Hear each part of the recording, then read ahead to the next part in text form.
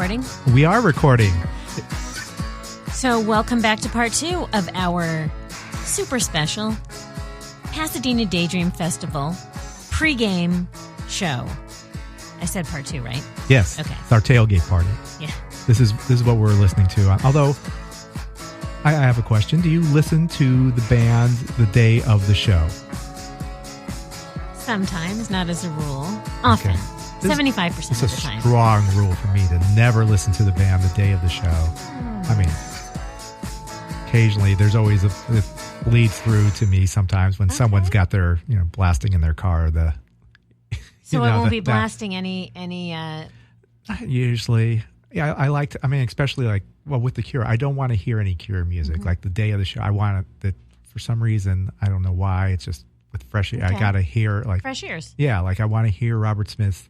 As soon as he steps to the mic, hear that voice. Okay, this is the moment. What about after? You know how some people. No, afterwards, great. So people who blast the music from their cars as they're leaving the concert venue. Perfectly cool. That's fine. Okay. I have no problem with that. See, that's kind of... It's just, I like to build anticipation. Okay. I got it. All right. That's good... I understand that. Do you wear the... Now, I know when you go... I remember going to Rush shows, and everyone wears Rush. Yes. And I guess with classic rock, too, because Springsteen, same thing. Everyone wears Bruce shirts, but I will wear Dylan. Or, someone that's kind of peripherally... In that genre, that kind of is in that universe when I wear a T-shirt. I wouldn't wear a Cure shirt. Why not? It's just not your style? Yeah, I don't know. It's just a stupid rule that I have. I never wear the band shirt of the show that I'm going to. It's not wearing a Dodger jersey to a Dodger game? That's different. Sports is different. You're supporting your team. You're supporting your band. I know. As I said that, I know. I know, but it's just, it seems like it's too spot on. Although it used to crack me up when I saw, Mick Jagger used to wear Rolling Stones shirts on stage. It's kind of funny. Which is kind of funny, but it's fine. No, I'm not anti. I don't usually wear, I don't have too many band T-shirts anymore. I'm not opposed to wearing a Cure shirt to something like this, but I probably would, when I would go to these shows, when I would go to see the Cure, I'd probably wear something a little more, maybe black. Well, of course, you should wear black. Yeah. Although it's going to be very hot, I'm not going to wear black. And again, these are just my stupid rules. I have. Yeah. I just. Well, you might have to. There's no hard fast. I will. Yes, please. I hope you have a Cure shirt, like some sort of vintage Cure shirt. I have to get one. Yeah, maybe I'll find an Emma Ruth Rundle shirt to wear. Mikla. Yeah, become a new fan. All right, so here we are. We're moving up the list. We're moving to the bigger font. Yes. Big font. This is 30 point font. Actually, the Cure would be the 30-point font. We'll move up the rankings. Big font, episode 2. So these are the top 5 bands that will be playing at the festival. Probably as dusk hits the Pasadena stage. These will be the first few bands that play. All right, who's the next biggest font? All right, so we're going to Throwing Muses. Kirsten Hirsch, I know, played the Meltdown Festival, but not her band Throwing Muses. Oh, okay. She played it herself. Yeah, that was the year that... she played it. Kirsten Hirsch has played Meltdown twice. She played it when Patti Smith was curating in 2005, and Robert Smith when he was curating last year. So please tell me about Throwing Muses. I said, when you look at even if you picked sample songs from all these artists, you can easily see why Robert Smith chose them. Mm-hmm. So they were, you know what? I should have known this, and I'm sure you did, that Kristen Hirsch and Tanya Donnelly are stepsisters. Tanya Donnelly from Belly. From I remember her from Belly. You remember her from Belly? Yes, I remember her from Feed Belly. the Tree. Oh, Donnelly went on to co-form the alternative rock band The Breeders. Well, first of all, I didn't know Kristen Hirsch and Tanya Donnelly were stepsisters. Did you? I did not know that. Yes. Well, that's interesting. Yeah, and Kristen Hirsch is she's the foundation of the band. Correct. She's kind of like the Chrissy Hind of the Pretenders. Yes. There's no Throwing Muses without Kristen Hirsch. Exactly. And it's Kristen, not Kirsten, right? I think it's Kristen. Okay, I'm going. You are the resident expert for right now. No, it's funny. I remember the band just like most of these bands, but my familiarity is just it's just a superficial. Mm-hmm. So I was looking up some of their bigger hits, and I realized I wasn't that familiar with them. So they had like three songs that charted: Dizzy, Counting Backwards, which I sort of remembered, and Bright Yellow Gun. Yeah, that was the big one. Yeah. That was a good one. But okay, so you asked me to pick the most Cure lyric from Throwing Muses, and it was from Counting Backwards. Counting backwards, I count you in. I don't remember him. I don't remember. In time, I rope you in again. I try and turn you back through him. I built a tower in my bones. I spill the mortar through my home. Counting backwards, I count you in. I like them. I like their sound. It's pretty creative chord progressions and her the voice song structures her voice is intriguing. It's not a traditional voice. No. It's much like Robert Smith, I think. Yeah. And kind of surreal. The lyrics are kind of surreal. Oh, totally. Yeah. I remember always going to Moby Disc, and there were, fortunately for me, there was always, when I was going through the used records, there was always a Throwing Muses record in there for some reason. And I guess the covers or something, I seem to always pick up one, and it's like, oh, okay, I can, for $3, I'll splurge. I'll give it a shot. Yeah. So because I always found them, I always liked the sound. There was always something different about them that kept me coming back, apparently. I know, that's funny. I wonder if this has something to do with it. I'm just kidding. They call her lyrics have been described as hallucinatory and feverish. Sounds about right. I don't think they always had lyrics on their albums. I had no idea what she was talking about. Yeah. Which I didn't realize that she touches on mental illness. And a lot of the characters that she conjures up are from her people she encountered in her daily life. And not so familiar. I am looking forward to seeing them. You are? Okay. You? So you will see them? I will see them. Okay. Excellent. Okay. So apparently You're next. Move on to the next artist, Mogwai. Are you familiar with Mogwai? I'm not familiar. I know the name because I like the name, but I do not know anything about the band or the music. Why do you know the name Mogwai? Jungle Book? No, that's Mowgli. Yeah. Close, kind of. It comes from the film Gremlins. Oh, it must have been back here in my head somehow, but it's catchy. Although they say it has no significant meaning, and we always intended on getting a better one. Like a lot of things, we never got around to it. Apparently, Mogwai means evil spirit or devil in Cantonese. They have their own label, which is Rock Action Records. Mm-hmm. Also, Mogwai is from Scotland, as is the Twilight Sad. Oh, okay. Yeah, so they're on... Twilight Sad is on Mogwai's label, Rock Action. Rock Action's named after Stooges drummer Scott Ashton, who had his name changed to Rock Action.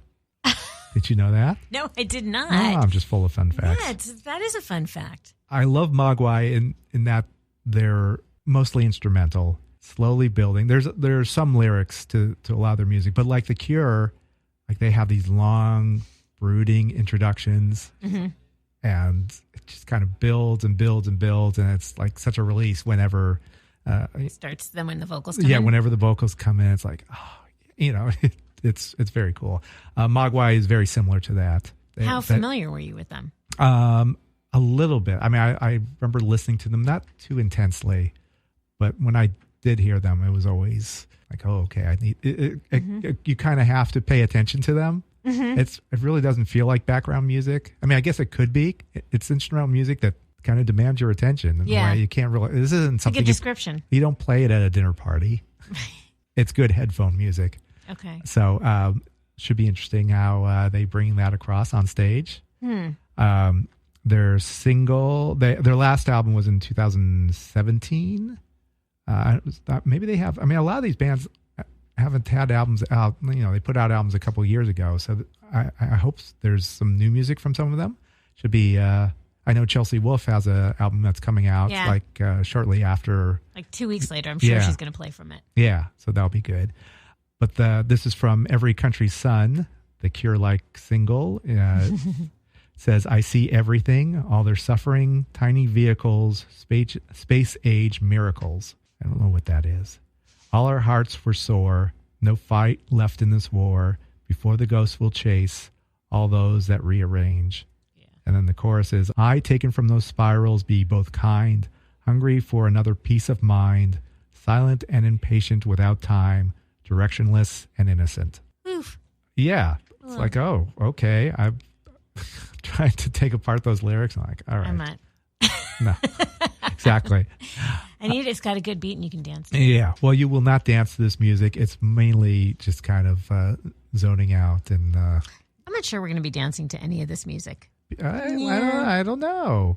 That could be a thing. We'll see who we dance to. That'll be I'll make a note. Who did we dance to? All right. So yeah, Mogwai. I'm really looking forward to them. So should be great. It feels like a dude band. Or it feels like like Rush. A little bit like a dude band. That's exactly what when you were describing them. I was thinking Rush. It's not really background music. You're right. Exactly. It is a dude band. So. It should be interesting to get your take on what you think of Mogwai. I'm a dude. Or maybe you'll go, maybe you will go to see another band. Yes. You know what? I'll see. Yeah. Maybe I'll go see whichever band is. Let's see what you got next. Oh, look who's up on the agenda. Have next? I've been yapping. Let's stop. I'm exhausted. I need a little 15-second breather. Good, because I have something to say. Okay, good. So we'll be right back right after. Yes.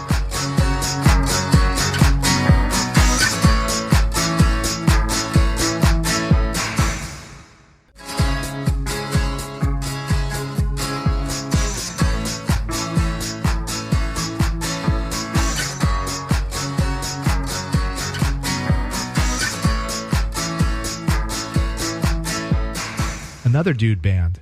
Would that be the Deftones? That is the Deftones. All right, the Deftones. I didn't realize that they have 9 albums. They've been around for a long time. Yeah. Chino, right? Chino, yes. Yes. He's had some health issues. Yeah. They've been around since 1988. He is the Deftones. Yeah. He sounds like his voice was very cult, like Ian Astbury of the Cult. Yeah. Okay. That's what it first conjures up to me. The music has been described as bloody and visceral, which... Yeah, there you go. Definitely. I was not that familiar with the Deftones. I mean, I knew them. They're actually from Sacramento. Yeah. I don't know why I thought they were from LA. Critics sometimes call them the Radiohead of metal. I could see that. Yeah, I can too. It's guitars droning, but he doesn't really sing. It's just kind of talks through the lyrics in a way, or screams through them. Screams. Yeah. Well, it's his voice quality. Yeah. It's a little like laconic, right? I mean, it feels like the music's moving faster than he's singing. Big word. He always... But yeah, it feels like he's always behind in the music. Like the music is speeding. The speed is going faster than he's actually delivering the lyrics. I'm going to have to observe this because I don't know that I would have described it that way. But yeah, that could be. That's always been my take. Yeah. They did play the Meltdown Festival. They did? Yeah. Okay. So Robert Smith's a longtime fan, apparently. Oh. They have a lot of influences, inspirations, which are kind of hardcore. Tool, Rage Against the Machine, Faith No More. Makes sense. Yeah. Dude bands. Definitely dude bands. And so the guitar player, his name is Stephen Carpenter. When he was 15, he was hit by a car while he was skateboarding, so he was in a wheelchair for a few months, and that's when he taught himself guitar. And the bands he played along to were Anthrax, Stormtroopers of Death, Metallica. So yeah, and the sad. I mean, you know this, must know this because you know everything. But the bassist who was in a car accident. Do you know the story? No. Yeah, his name was I don't know if I'm pronouncing it right. Chi Cheng. Mm-hmm. He was in a coma, and then he regained consciousness. He was in a coma. I think it was 2008 or 2009. He regained consciousness in 2012, and he went home to recover. And then he ended up dying of I don't know if he had a heart attack, but he died. Mm. That's just tragic. Oh, it's horrible. Yeah. Anyway, so Deftones should be interesting. I am looking forward to seeing all of these bands. Okay. And especially now that we've researched them and we've talked about them. But the speed metal, when I read the comparisons, I'm not a huge speed metal fan. Sure. But I I mean, I like the cult. I like the Ian Astbury, so the voice may bring me in. You're going to give it a shot. Yeah, for sure. Okay. Well, in there, I'm not going to be able to leave, right? Because they're not going on after the Cure. Just kidding. All right. So after the Deftones, now we move on to the Pixies. Yeah. To the Pixies. The Pixies are more rhythmic to me than a lot of these other bands. Just in my, the vocals are a little whinier. Probably after the Cure, they might be of all the sounds. I think they might be my favorite. Going into it without having heard a lot of the bands, they had a lot of music in Fight Club, the movie Fight Club, which I did not remember. Okay, I'll have to revisit Fight Club. Yeah, same. That's funny. But Fight Club is always worth revisiting. Yes. Yeah. So, I saw a tweet once of someone who tweeted out, "I arrived late to Fight Club, but it was pretty amazing. So the thing you need to remember is go to Fight Club because I loved hearing all about it, and I need to tell everyone about it." Very good. Very good. Yeah. All right. Thank you for sending me Catfish Kate, by the way. Yeah, it's kind of a fun song. Very fun. And so they're what I guess is widely considered their most popular song, Hey, the song Hey. I don't know if you know it. I do know that. I don't think that's their most widely known song. You don't think so? No. Okay, well, the video that they used, I guess this was the official video. Have you seen it? Two girls? I shouldn't disagree with you when you say something. You can disagree with me if you know differently. I've researched and I use a few different sites. I'm hoping that my information is correct. My man, and that's probably their most commercially popular song. Maybe Hey, I don't know. Maybe Hey charted higher. I Okay. I don't even think of that song as. Sorry, I'm going to retract that and say it was probably their most popular video. Okay. Do you know why? Please tell me. Two girls made it. I believe this is the story, and maybe one of our listeners can confirm this. Okay. So two girls made a video for the song. Okay. And it got 33 million views on YouTube. So when you look for the official video for Hey, this is the song. Okay, so that's the most viewed video. Okay, that makes sense. All right. Probably. So maybe I misspoke. Anyway. Okay, so very good. Yeah, if you listen to the podcast that they are doing is kind of interesting because I listened to the first episode of the Pixies podcast. They had they recorded them making the album in its entirety. Really?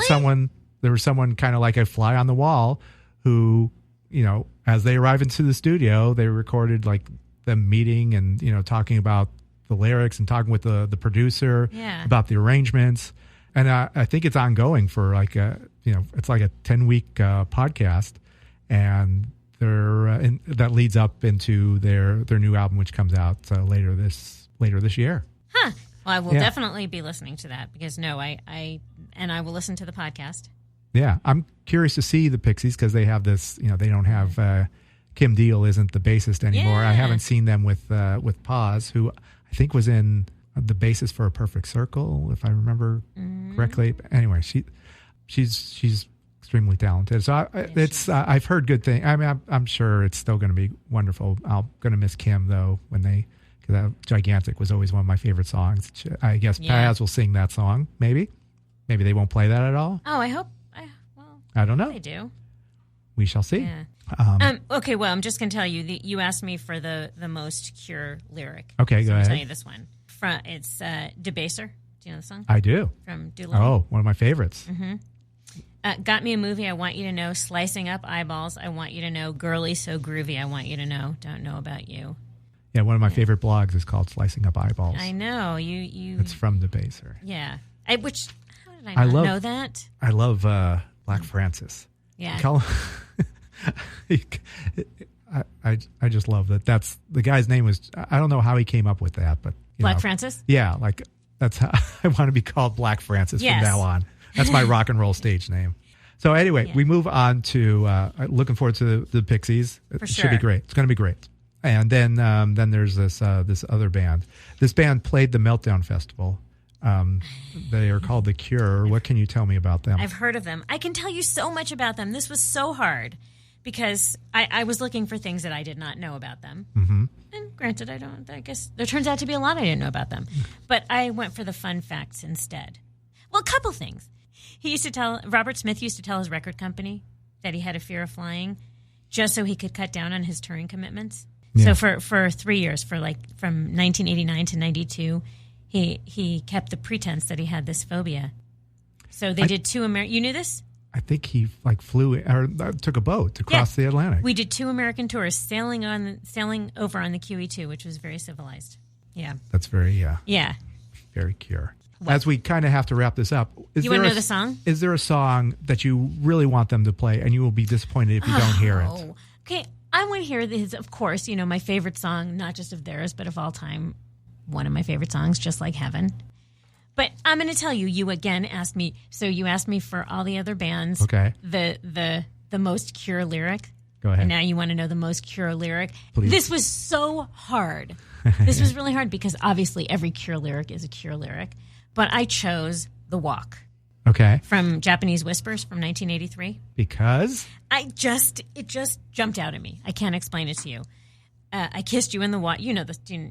Go ahead. You know the song. Okay. I can hear myself singing it, which I'm not going to do. I kissed you in the water and made your dry lips sing. I saw you look like a Japanese baby. In an instant, I remembered everything. I called you after midnight, then ran until my heart burst. I passed the howling woman and stood outside your door. So they call it an obscure single, but I have always loved this song. Okay. So hopefully they will play that song. Mm-hmm. I hope they do, and I'm 50-50. I'm not sure they will. Okay. You never know what he's going to play. I mean, it might just be all B-sides. Who knows? I know. You don't. I mean, he's going to play to the, He'll play Disintegration stuff. But I don't think they're going to play the whole album, which is what they've done in past shows this year. Yes, this year because they were celebrating. Yeah. But they, I am thinking, he feels he doesn't like certain songs that made them really popular. So he says that Friday I'm in Love is an example of that. That's not. I remember a while back you thought that was one that I would want to hear, and it's not. I don't love that song. That's not my. It's not my thing. They had one top 10 hit. Do you know that one song? I think Friday I'm in Love made it up to like 40. Really? But they only had one top 10 hit in their career. Was it Boys Don't Cry? No. Oh. I'll give you a hint. There is a song is in the title. It's 2 words. I gave you one of them. When? When did you give me one of them? I'll give you another hint. It's a love song. Okay. Very good. Love song made it to the top 10? Number 2. Oh, that's How very about good that? to know. All right. So let's wrap this up. But first, let's do our, Quiz deck. I hate to hurry us up here. But. I know, especially the Cure. I had the All right. most. I am asking the question. You're asking me the question. Okay. All right. Ask me. I know. We really rushed on the Cure, but so sad. We will talk a lot about it in the post-game in our show. wrap-up. Maybe we can do all Cure. We'll see. Okay. Maybe it'll be all Emma Ruth Rundle. Or Kaylin Mikla. All right. Or the Pixies, because they're so cool. Never know. Okay. Sexy Singles. This is 3 S's. Sexy Singles. Match each 1982 hit single below with the band that recorded it. Bonus, name each band's sultry chanteuse. Yeah. A, I Know What Boys Like. The Waitresses. Very good. Do you know the singer for the Waitresses? Shit, I forgot. I know, we talked about her. I know. The Waitresses was not an all-women band, but a collaboration between male guitarist-songwriter Chris Butler and female vocalist Patty Donahue. With various other musicians. Donahue died of lung cancer in 1996, played the Temptress in I Know What Boys Like. Yes. Okay. Never Say Never. Romeo Void. Yes. What's her name? Oh, God. We've talked about her so much. I know. I was hoping you'd pay attention during our podcast. I have paid attention. I just have a short memory. All right. Romeo Void formed at San Francisco Art Institute and scored a hit with Never Say Never, a dark song with a famous refrain in which Deborah Ayal might like you better if we slept together. Ponders casual sex in a carelessly offhand manner. Ayal is now an acclaimed printmaker. Mm-hmm. All right. And the last one, Sex, in parentheses, I'm a... Terry Nunn, ... Berlin. Very good. Thank you. Terry Nunn was the voice of the group Berlin, who may have sounded European, but was actually from Southern California. In Sex, Ima, she lustfully lists what follows Ima, including goddess, virgin, one-night stand, babe, geisha, and many other more risque characterizations. Good job, Holly. Thank you very much, Dave. All right. Well, that's our pregame tailgate party we just had. Listen for the postgame. Yes. And again, I guess we'll be Instagramming or Facebooking or doing something live. This is exciting. Facebook Live for sure, because I know how to do that. You know how to do that. All right. Well, that's exciting. This is cool. Thanks for listening. Thank you so much. Yes, indeed. until next week when we talk about the show, the actual Daydream Festival show. Looking forward to that. This is Dave. This is Holly. Check you later. Over and out.